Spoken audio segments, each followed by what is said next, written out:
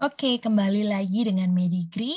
Kali ini Medigree punya topik yang menarik, yaitu Prepare Your Medical Study. Ini cocok buat kalian yang ingin sekolah di kedokteran atau kalian yang baru lulus, ya, atau keterima di kedokteran, jadi nggak tahu bagaimana kiat-kiat belajarnya, apa saja yang harus dipersiapkan, dan mempelajari apa saja di kedokteran itu.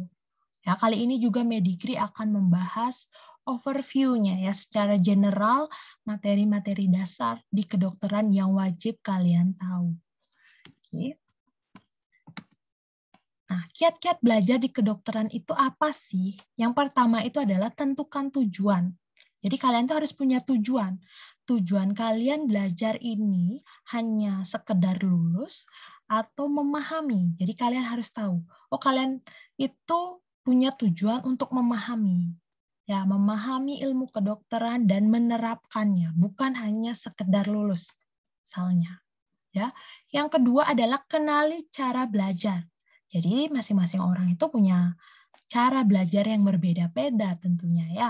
Ada yang cara belajarnya misalnya cepat dengan mendengarkan atau melihat video ya, melihat video-video Medigree seperti ini atau dengan mencatat ya, mencatat dengan pulpen warna-warni gitu misalnya. Kemudian kita harus tahu juga waktu belajar. Ya, jadi waktu belajar itu sesuai dengan mood ya. Ada yang waktu belajarnya subuh, ya, pagi-pagi buta seperti itu. Ada yang waktu belajarnya malam, seperti kelelawar ya, nokturnal. Kemudian ada yang every time, everywhere, ya enjoy aja belajar. Bisa seperti itu. Di waktu yang rame, ya orang-orang pada rame gitu, dia masih bisa belajar. Atau yang membutuhkan tempat sepi, misalnya di perpustakaan. Kalau anak-anak kedokteran tuh biasanya nongkrong ya, kalau sebelum ada pandemi itu nongkrong di Starbucks, seperti itu ya biasanya. Oke, itu harus kita gali, kenali misalnya. Seperti itu. Kemudian harus tekun dan disiplin. Ya, tekun dan disiplin artinya punya aturan ya. Jangan di awal itu semangat kemudian kendur akhirnya nggak belajar. Ya, kita harus ingat kembali tujuan belajar di kedokteran itu apa. Seperti itu. Nah, yang paling penting di sini adalah belajar cerdas, bukan belajar keras. Artinya, kalian tidak perlu belajar keras sampai tipes gitu, enggak ya.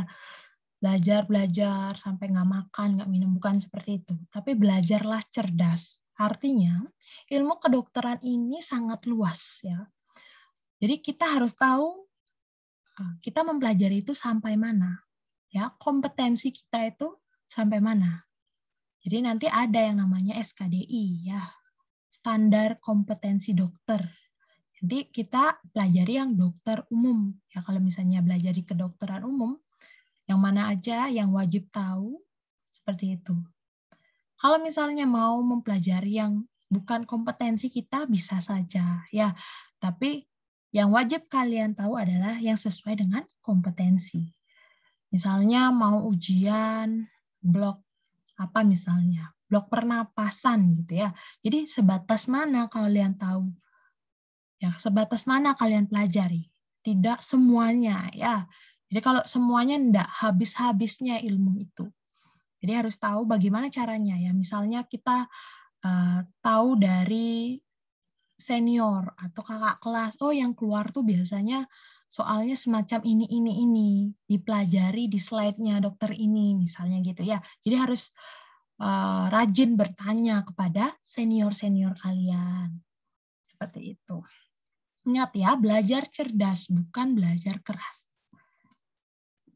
Untuk materi kedokteran dasar itu ada anatomi, kemudian fisiologi, ada histologi, ada biokimia ya. Nah, apa sih yang harus dipersiapkan? Yang pertama itu tekad. Ya, harus punya tekad untuk sekolah. Jangan kalau udah lulus sekolah di kedokteran nggak punya tekad, ya bolos terus misalnya. Jangan, ya harus punya tekad bahwa saya harus mampu, ya harus bisa seperti itu. Jangan sekedar sekolah misalnya seperti ya udah sekedar lulus aja. Ya apa gunanya nanti? Kemudian kita harus mempersiapkan materi. Di manakah kita mendapatkan materi? Itu dari catatan. Catatan senior biasanya yang paling ampuh ya. Kalau kalian untuk di preklinis, artinya sebelum koas seperti itu, catatan senior itu ampuh. Karena dari sanalah biasanya soal-soal itu akan muncul ya, soal-soal blog itu akan muncul dari catatan-catatan senior sebelumnya. Karena senior tuh udah tahu duluan gitu ya. Catatan senior baik itu catatan materi, catatan kumpulan soal seperti itu. Kemudian bisa cari di buku ya, kalau misalnya rajin baca buku itu bisa. Buku ini nggak harus yang hard copy, tapi bisa juga yang soft copy. Ya sekarang udah zaman digital ya, buku soft copy itu di mana-mana ada, bisa di-download. Nah, tapi buku bahasa Inggris itu yang paling sering ya kita bisa download, yang Indonesia, versi Indonesia, yang malas untuk translate misalnya, itu susah kita dapatkan, harus beli biasanya. Atau nggak fotokopi, tapi fotokopi itu ilegal ya, jadi lebih baik kita membeli. Atau pinjam di perpustakaan ya, kita rangkum seperti itu.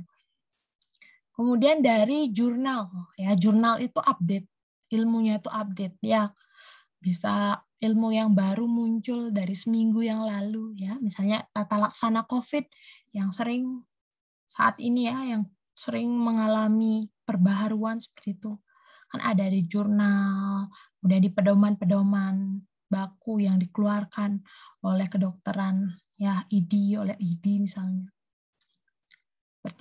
Kemudian alat dan bahan praktikum.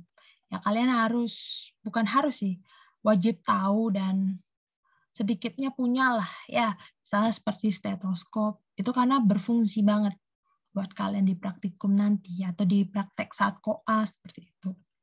Ya. Kemudian ini 3 ini ya yang wajib kalian punya, stetoskop, kemudian ham refleks, kemudian ini pen light ya.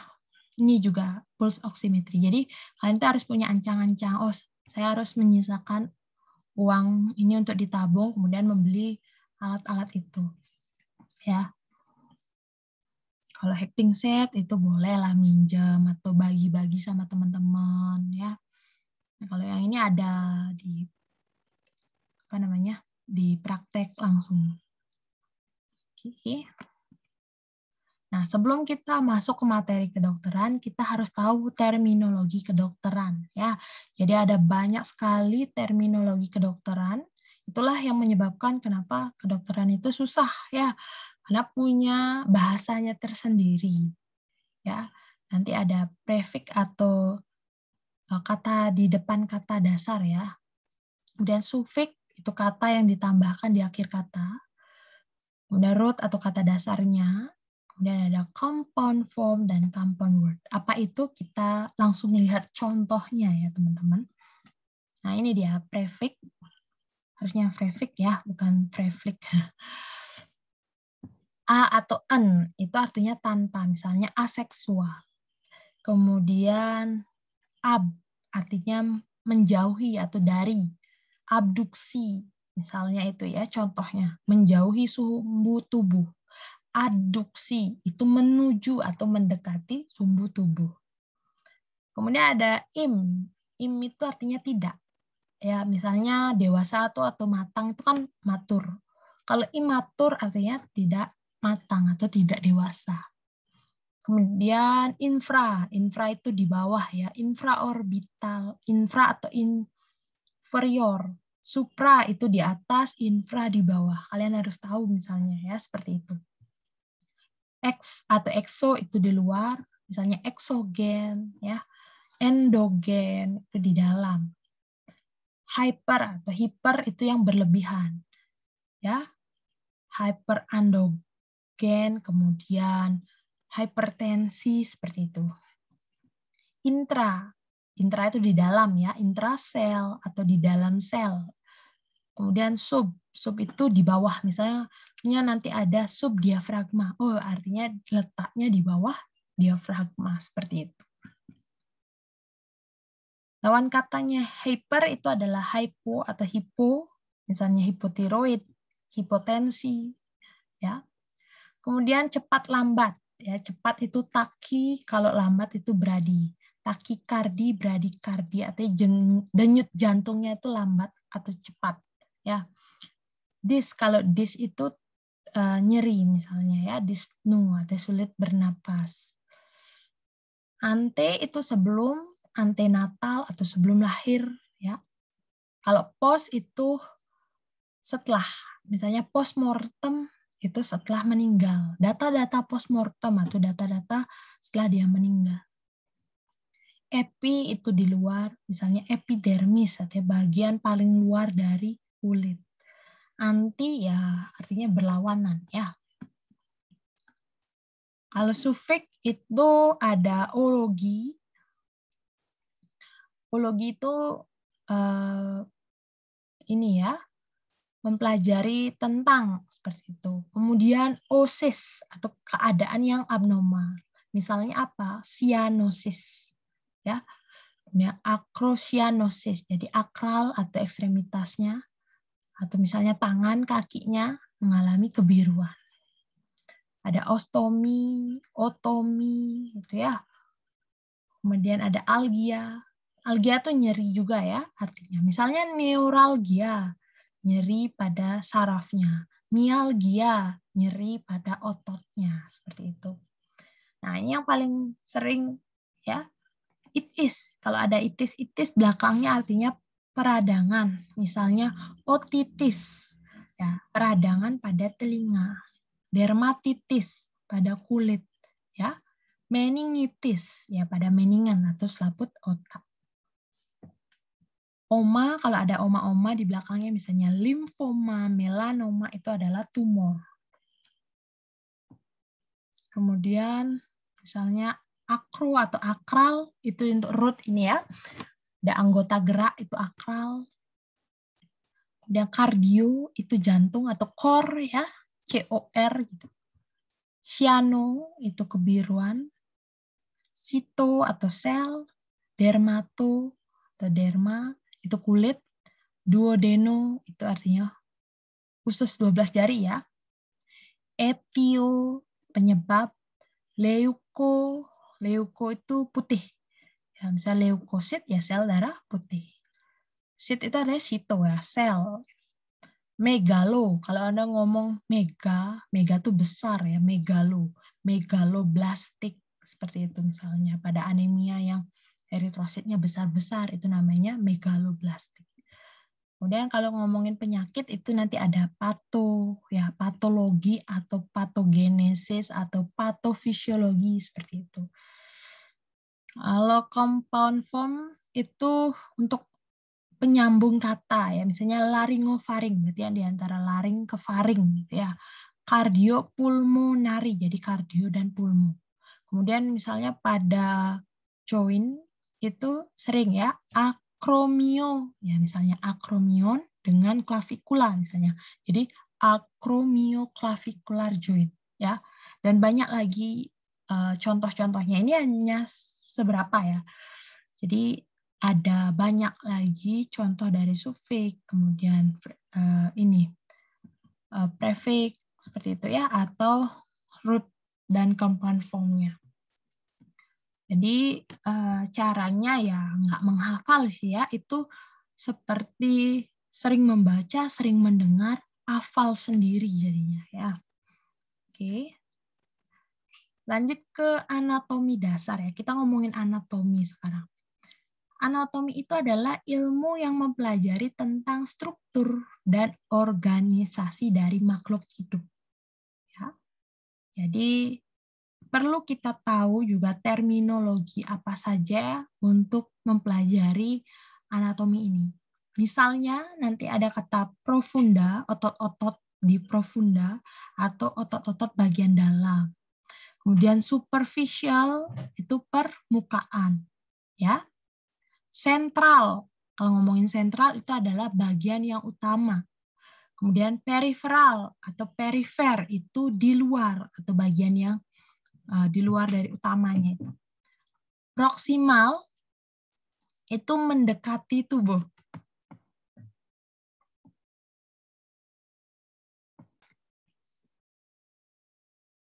Proksimal itu mendekati tubuh, ya. Kemudian distal atau menjauhi tubuh. Kemudian ada kanan kiri, ya, kanan dextra, kiri sinistra. Di depan itu ada anterior atau ventral, ya.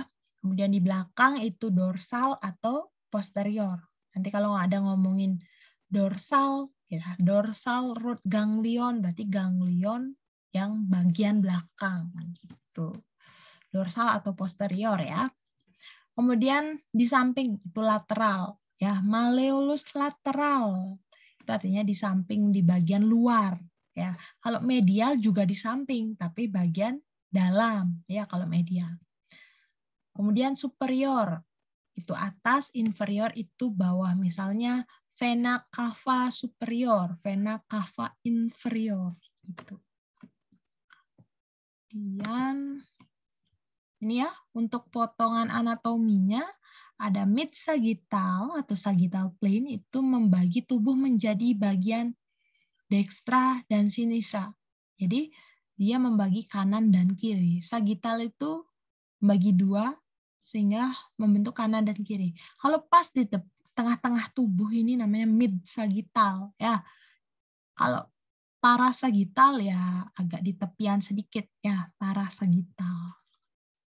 Kemudian transverse plane atau axial plane itu membagi atas dan bawah, superior dan inferior. Coronal, ya, coronal itu frontal plane atau membagi depan dan belakang, ya, anterior dan posterior.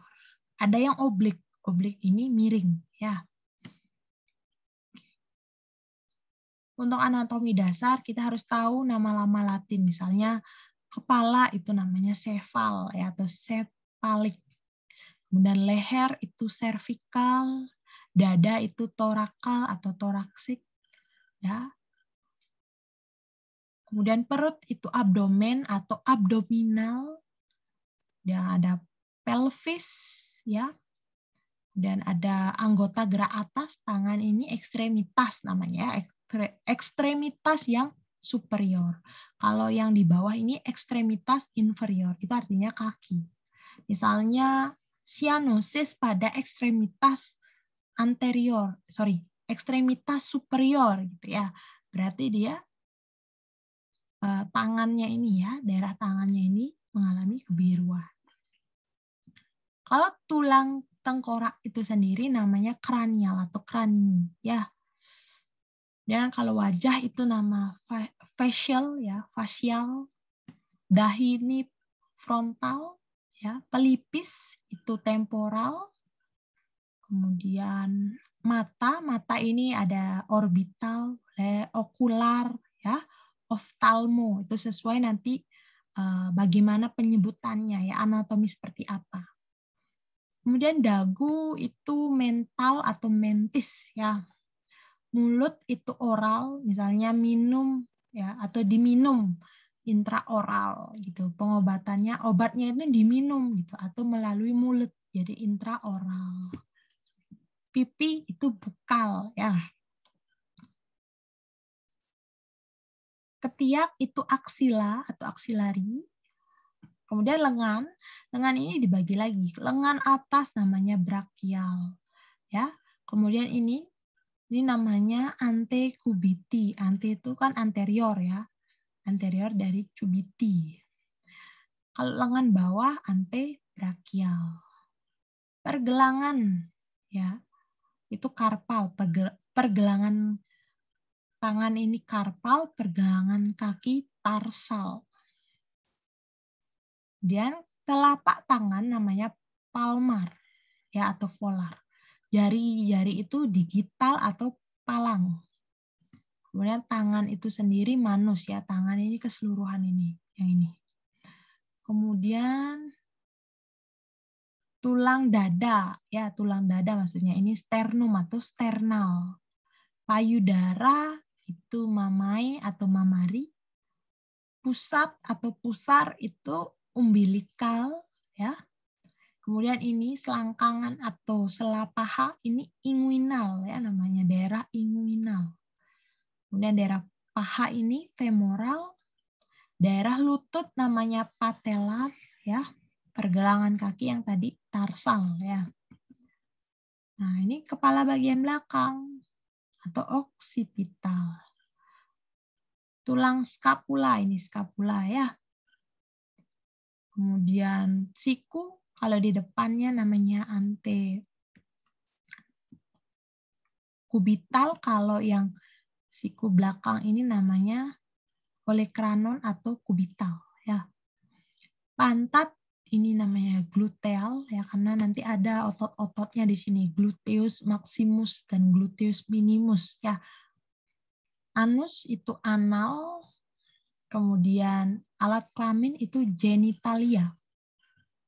Tulang ekor nanti itu ada sakral atau sakrum. Telapak kaki yang di bawah ini namanya plantar. Ya, tumit itu kalkaneal ya.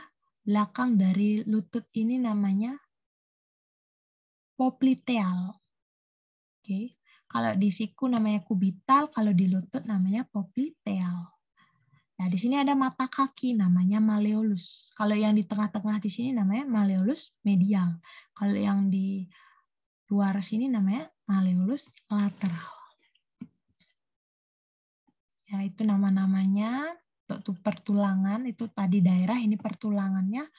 Pertulangan mirip ya dengan daerah-daerah itu biasanya.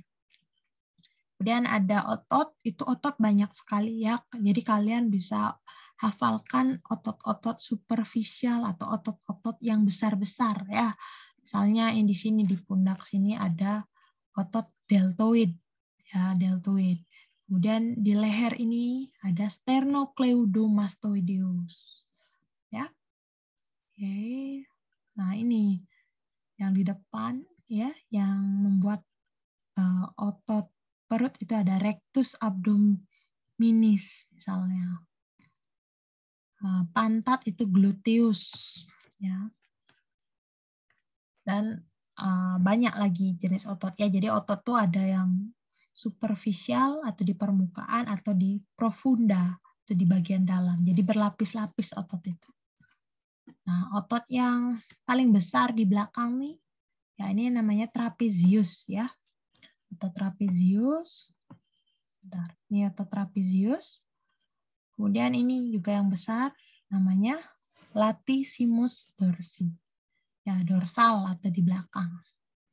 Oke, seperti itu. Nah, ini istilah untuk gerak-gerakan di tubuh ya. Ada fleksi, artinya menurunkan sendi. Nah, ini fleksi yang mendekatkan atau mengecilkan ukuran sudut itu ya. Itu namanya fleksi. Kalau ekstensi ya membesarkan ukuran sudut. Ya, seperti ini ekstensi. Nanti ekstensi ada yang hyperextension, misalnya pada kepala ya.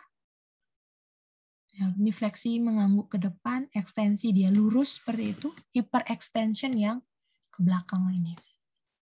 Kemudian aduksi tadi ya, aduksi itu menuju atau mendekati tubuh. Abduksi itu menjauhi ya. Seperti itu. Kemudian pronasi itu membalikkan telapak tangan ke bawah. Kalau supinasi itu membalikkan telapak tangan ke atas. Ini ada mengangkat kaki, ya, itu namanya dorsofleksi. Kalau menjinjit atau menurunkan kaki itu plantar fleksi namanya ya. Kemudian gerakan memutar atau menggerakkan tulang mengelilingi sumbu yang longitudinal itu namanya rotasi. Rotasinya ada internal, ada juga yang eksternal. Seperti itu. Oke. Kita lanjut ke sitologi atau histologi. Bukan atau ya, sitologi dan histologi. Sitologi itu yang mempelajari sel, histologi yang mempelajari jaringan.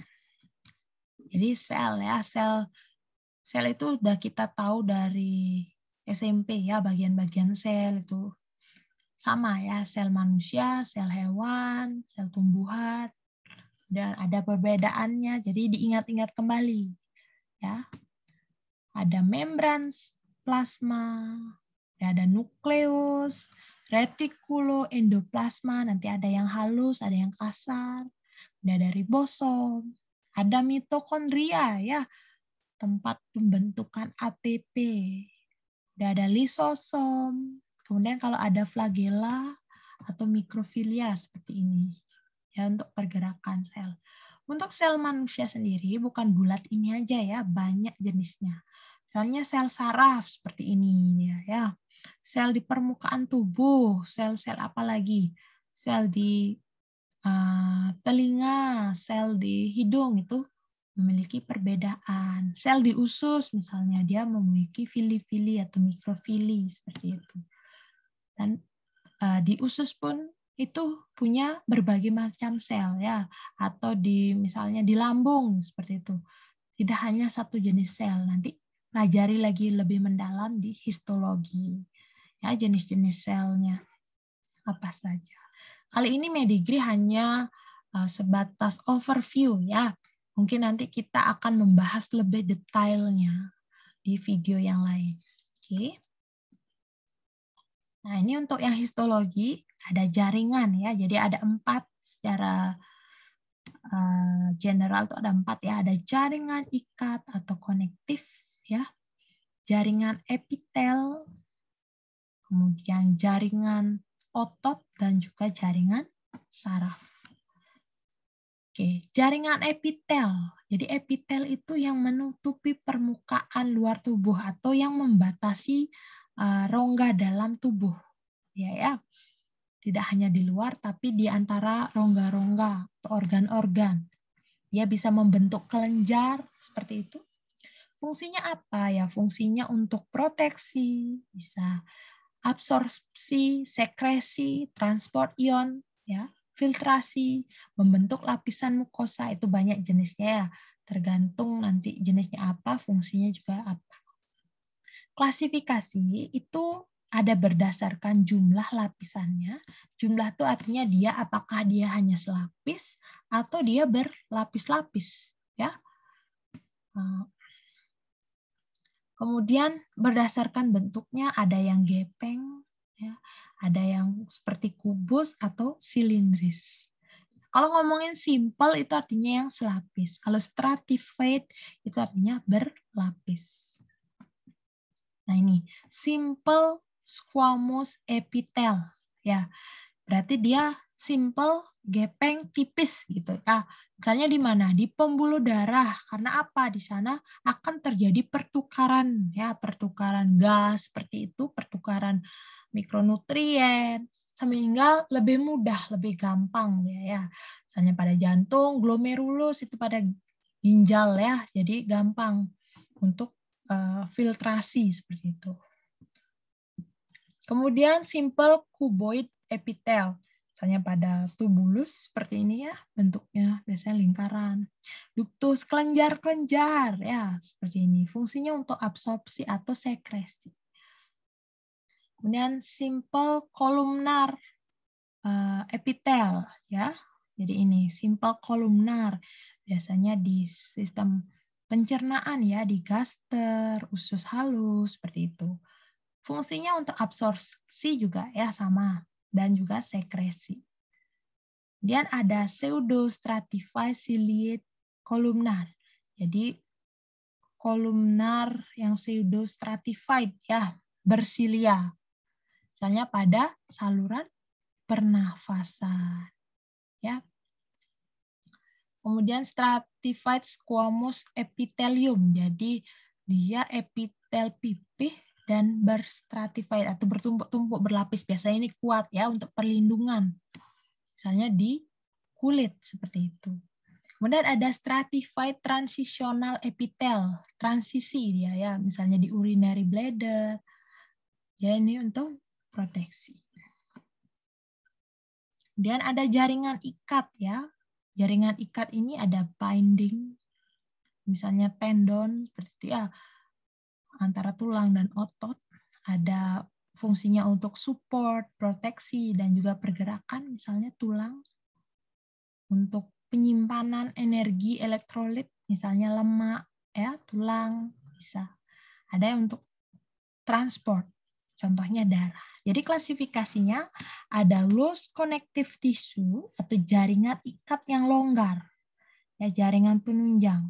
Contohnya sel rambut, ya.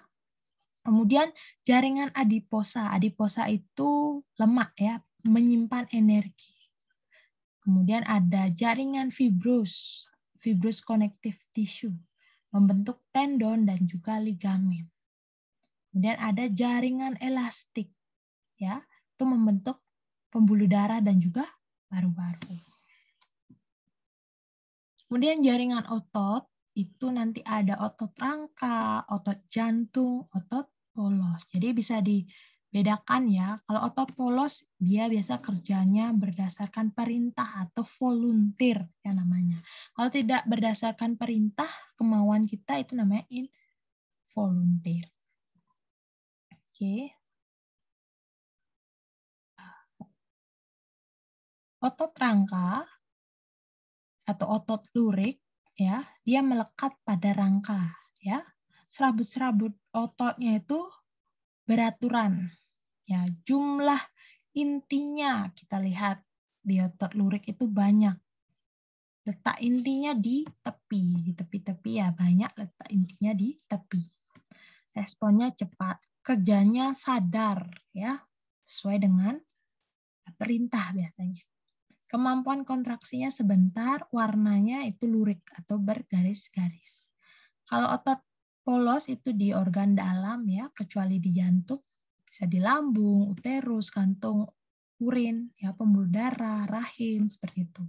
Bentuk serabutnya ya nggak beraturan, jumlah intinya satu dan di tengah.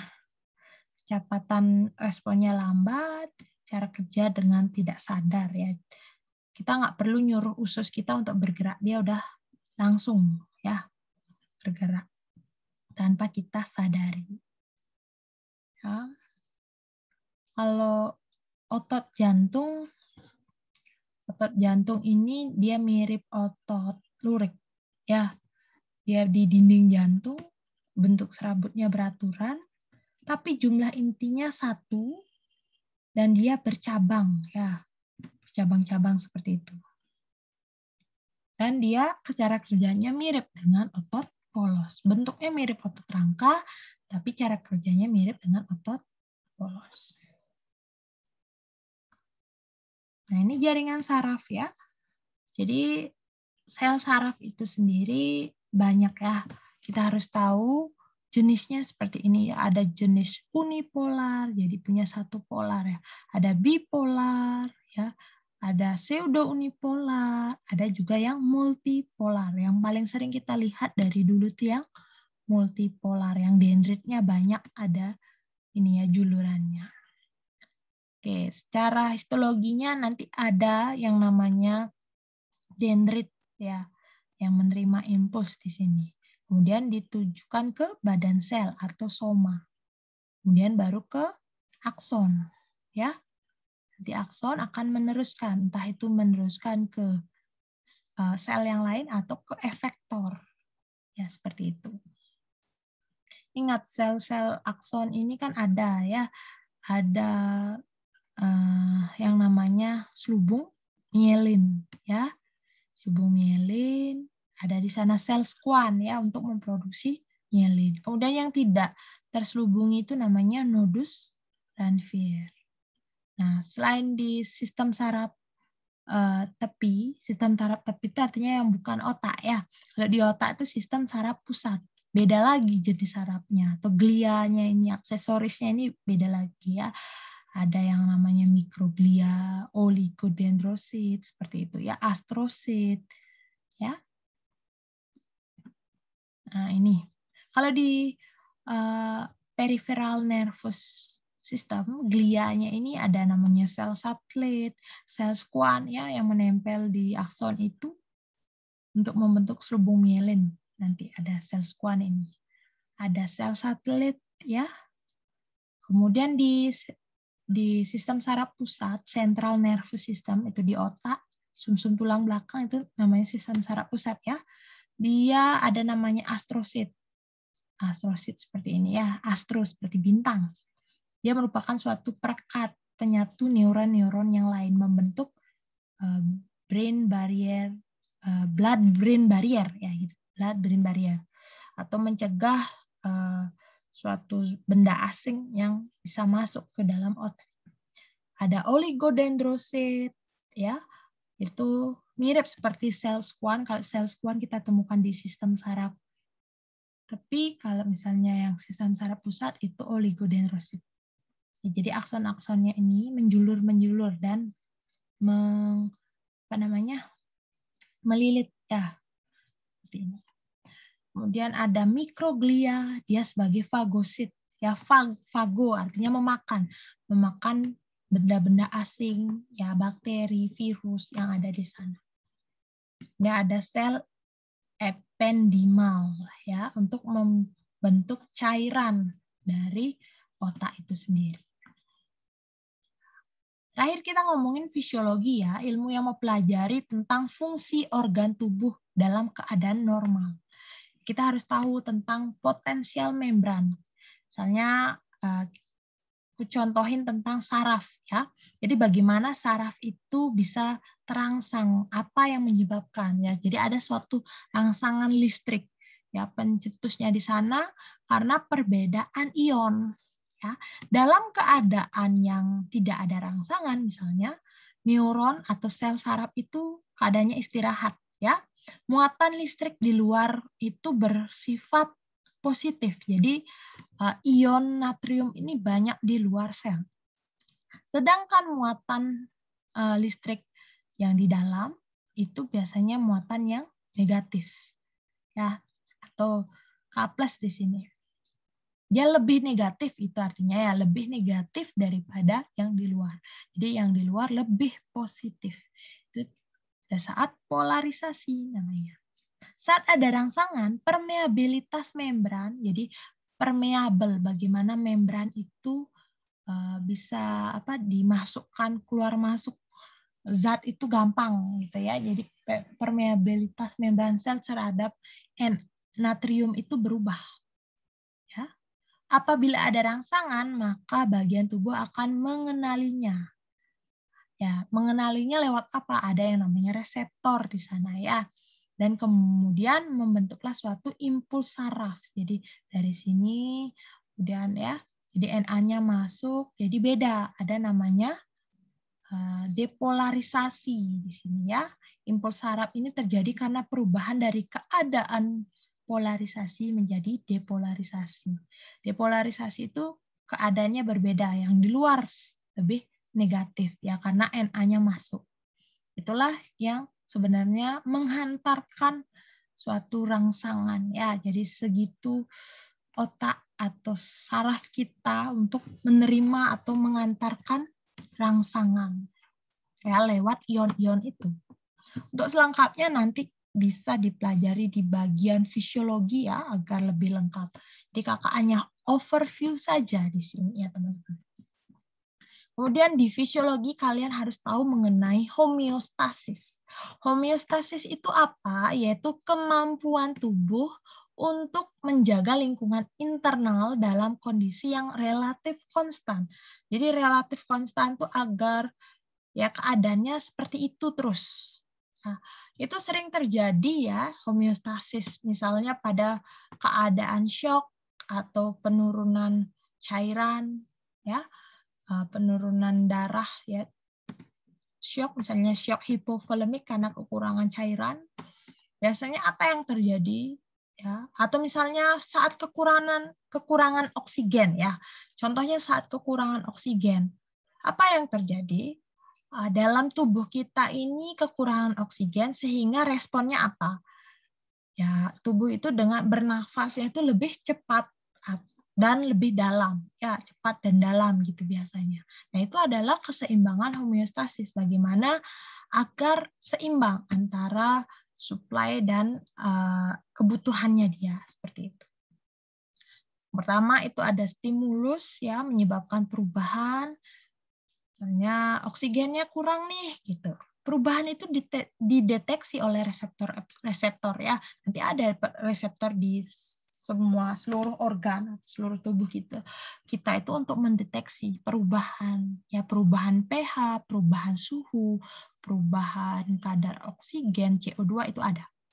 Nanti masuklah dia dikirim ke saraf pusat ya, di otak misalnya.